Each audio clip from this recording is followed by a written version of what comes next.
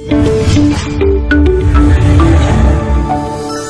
want to tell one more story very quickly from the same client to illustrate some of the many reasons that we often have for keeping this filter up. And in this case of this story, the reason is that we don't want to be seen as bossy or pushy. And this is a big one that stops people from elaborating when maybe they disagree with others.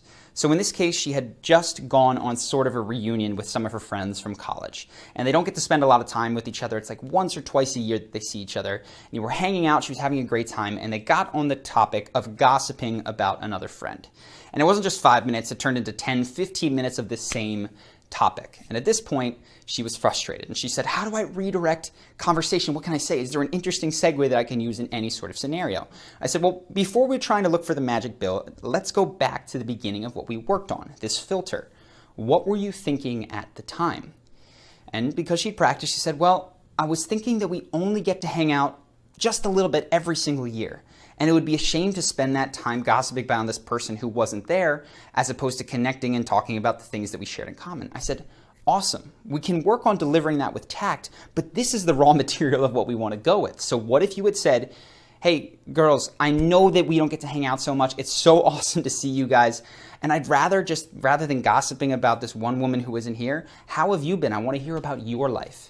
That would have redirected conversation, would have been a little bit scary, and it would have established her as a leader in that group. Now, we're going to talk about this at length in the leadership module, but when you are a leader, there is often a moment of discomfort. First, internally, when you're stepping outside and you're going, oh gosh, I'm going to stand out a little bit. And sometimes in the other people who you are maybe calling out, they might feel chastised.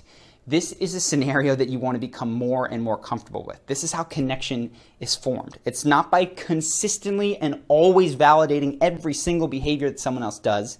It's by validating that individual, which she did when she said, I care about your life, and then directing the behaviors and the conversation down a path that is best for connection and is best for everyone's well-being, if you will. So I just tell that story so that you can reflect on your own life to see if there's times where your filter is up because you're worried that other people will be upset, or you're worried that they'll judge you, or you're worried that it's not going to go well if you were to share your truth in that moment. We, of course, are going to work on bringing in this tact, but for today, I really want you to get in touch with what would you say if there was no filter. Doesn't mean you have to blurt it out in every scenario, but we need to take the filter all the way down, at least so that we can become conscious of the self-censoring that we're doing, and then we can start to bring it back up just in a way that is tactful. This is huge for people who want to be authentic. It's huge for people who are gearing towards that empathetic personality, because now we're beginning to connect with people on a genuine level.